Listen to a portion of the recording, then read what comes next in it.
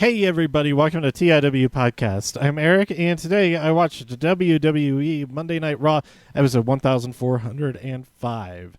We opened up this episode with a special edition of VIP Lounge with Asuka, Shayna, and Nia Jax, and they all say some stuff. Then we went over to the Money in the Bank Gauntlet last chance, second chance, whatever chance match. They made a point of there not being a known number of competitors, or any of really. That's the thing that they didn't know, that this match could potentially go for like 3 hours. But the very first part of this match was very quick because Bobby Lashley started off against Titus O'Neil. He speared him and pinned him really quickly, and then he did the same to Akira Tozawa, and then to Shelton Benjamin. Shelton Benjamin put up much more of a fight than those other two, but finally Humberto Carrillo came out, put up even more of a fight, and Lashley was getting fed up and put his hands on the referee and was disqualified for being a jerk. And then he kept attacking Humberto Carrillo more after that. But Humberto was not going to be held back, because he then went on to defeat Angel Garza, his cousin, Austin Theory, his cousin's friend, and then finally faced off against who turned out to be the final entrant in the Gauntlet, AJ Styles. AJ Styles is back, and he has a chance to get into the Money in the Bank ladder match by fighting Humberto Carrillo at the end of this Gauntlet match. This Gauntlet match, which had Humberto beat down by Lashley, fighting off Angel Garza, fighting off Austin Theory, all of them, he had to fight through them to face AJ Styles. And so, of course, AJ Styles won. And so AJ Styles is the final entrant in the Money in the Bank ladder match. And this match is going to be so ridiculous. And I'm super excited that AJ is in it. And I really hope that AJ wins, because then we could get to see AJ just being a real punk to Drew McIntyre for an entire year probably, and it would be amazing. So that's what out of everybody who's in that match, I want AJ Styles to win, because he hasn't won a Money in the Bank before. The last time he was in a Money in the Bank ladder match, it was amazing, even though he didn't win it, and I'm really excited. It's gonna be great. We had an interview with Seth Rollins. He says that he's not taking from Drew, but he's trying to save him. Then we had the newly managed team of Shane Thorne and Brandon Vink, managed by MVP. They fight Cedric Alexander and Ricochet, and Vink gets the win after hitting Ricochet with a big boot. That's a big boo from me. Boo. Boo. Ricochet getting pinned by some guy. Boo. But we'll see where it goes from there. Then we had Street Profits versus the Viking Raiders. Viking Raiders won. It is not a title match, so maybe we're going to have a title match on Saturday. I wasn't really sure what was going on, if they really followed up on that. I assume that we're going to have a title match between them, that this is that kind of standard thing of, oh, you beat the champions, so now you can beat, if you can beat the champions again, then you can be the champions. Like, why? Well, they just beat him, though. Aleister Black, he shows up in a dark vest and a nice shirt and a tie. He looks freaking awesome. And he doesn't, and it covers up all his tattoos. He's going to be totally good to go into any corporate environment wearing this slick outfit. And then Rey Mysterio was talking about, AJ Styles, after he won that Gauntlet match. I mean, after he came in as the last entrant in the Gauntlet match and won. He was talking about, I don't care if I have to throw somebody off of the roof. Somebody's going to get thrown off the roof. Everybody keeps mentioning it now. The whole now the marketing strategy seems to be somebody might die in this match, and Rey Mysterio alludes to that. This could be my last match or something, because somebody could throw me off the roof. I mean, he's had similar done to him before, and it did not go well. But like getting speared right into the side of the truck. That's what I'm mainly talking about. By Goldberg. Way back in 1998. Was that 98? I'm not sure. Close enough. Then we had Charlotte come out. She said she's happy to make Io's dream come true because Io has said that she really wants to face Charlotte. And then Liv Morgan comes out, says, why don't you make my dream come true? I don't know what she said. But we have Charlotte versus Liv Morgan, and Charlotte wins via the figure eight. But we got this awesome super code breaker from Liv Morgan. That was great. And then she was about to hit the Oblivion, but Charlotte got out of the way and then got out of the figure eight there, so she won. And then we had our main event, Drew McIntyre versus Buddy Murphy. I'm going to just keep calling him Buddy Murphy because everybody keeps accidentally calling him Buddy anyway. But Murphy, he's trying to make fun of Drew McIntyre and does the countdown, and then he gets hit by the Claymore, and he also hits Seth Rollins. Seth Rollins goes to get the jump on him.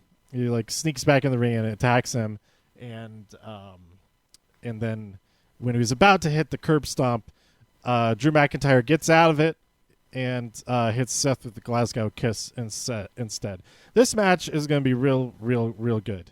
I am really excited for it. So, I'll do a full preview of all SmackDown. I got my antenna for getting over-the-air broadcasts. So like the number one thing, probably the only thing I'm going to use it for, maybe just to have something on without having to stream stuff on Netflix or whatever, is to watch SmackDown on Fridays, because Fox does not work, or Sling doesn't work as a broadcaster linked to a Fox Now account anymore for some reason. Or maybe it never did, and I was just somehow getting it to work because it thought I was still signed into something else.